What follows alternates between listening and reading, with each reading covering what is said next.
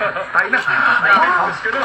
Ikaw naman kasi. Dahil sa mga kamay mo, hindi ka maaaring maging magagamot. Ayos lang ang kamay ko, kaya huwag ka nang mag-alala. Lulunasan ko pa naman sana yung mga yan. Hindi ako papayag na lunasan ang mga kamay ko ng isang lasenggo.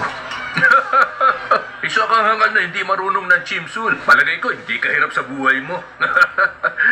Kung magbago ang isip mo, naroon ang pagamutan ko sa may puno ng geso. Hanapin mo lang ako ron, ha?